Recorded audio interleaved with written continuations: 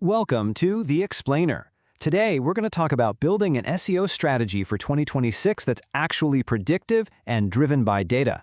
This is all about looking past the day-to-day stuff, keywords and rankings, and really getting a handle on the huge forces that are going to shape our world for years to come. So let's just start with a really important question for anyone in this game. Are you actually steering the ship? Or are you just, reacting to the waves? Constantly putting out fires from the latest algorithm update or scrambling to respond to whatever your competitor just did? Because that's really the heart of what we're talking about today. The goal here is to stop being reactive and start being predictive. And how do we do that? Well, it all comes down to understanding the whole digital landscape. I'm talking about where the money's going, what the big platforms are up to, and of course, what people are actually doing.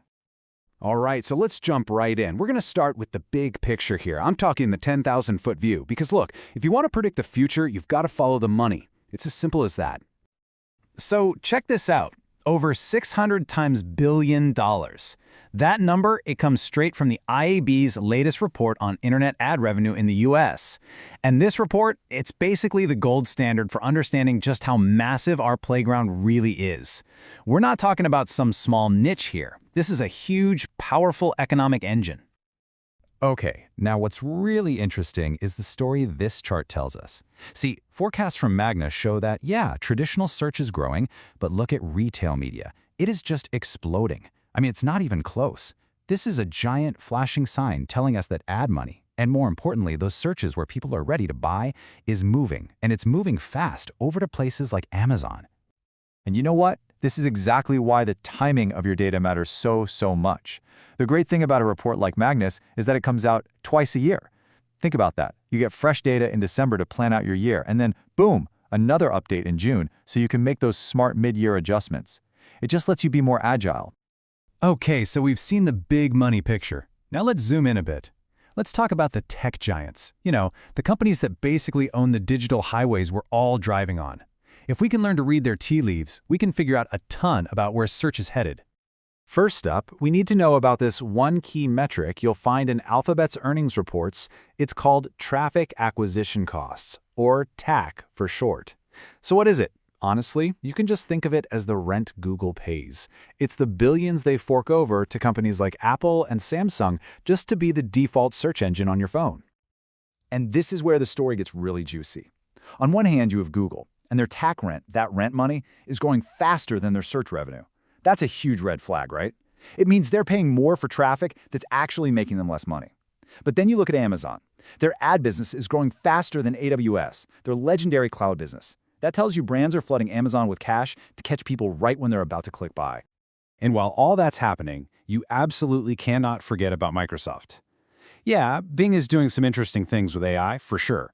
But the real story, the one that's kind of flying under the radar, is enterprise search. Think about the growth of tools like Copilot inside Microsoft 365. You've got millions of professionals getting answers to their questions right inside Teams or Word without ever opening a web browser. That's a huge shift. Okay, so we've got the economy, we've got the platforms, but you know what? None of that means a thing if we don't understand what real people are actually doing with their time online. Where is their attention really going? And the data on this is just wow. The Global Internet Phenomena Report, which literally tracks what we all do online, is crystal clear. Just look at this breakdown of internet bandwidth. Video streaming eats up more than half of it, consistently. We're not talking about just another app. Video is the dominant force online. It's how people spend their time. So what does that mean for us? It means this isn't just a trend anymore. It's the new default.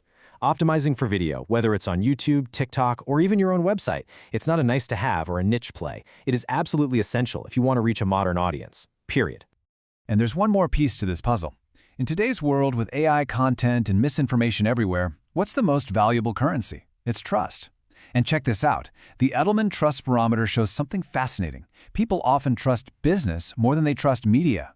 For us, that's a golden opportunity to build EEAT. Experience, expertise, authoritativeness, and trust. How? By making your own company's experts the face of your content. They become your most powerful asset. Okay, so we've looked at the economy, the platforms, and the people. That's a lot of data. So the big question is, how do we pull this all together? How do you turn all these different reports into a simple, actionable game plan you can actually use? Well, the trick is to make it a routine, like a quarterly data ritual. It's a simple 4-step process. First, you start with the market. Look at those earnings reports and ad forecasts to see where the money's going. Second, you analyze the users. Dive into those platform and behavior trends to figure out your channel strategy. Third, you look at your content. Does it line up with what we know about trust and how people find info? And finally, step 4, and this is a big one, before you make any major moves, you cross-check everything. Make sure your insights hold up across a few different sources. Because at the end of the day, that's what this is all about. These reports, they aren't just history lessons about what happened last quarter. They're a roadmap to the future of search and digital attention. They show you exactly where the money, the platforms, and the people are all headed. So the data is revealing the future.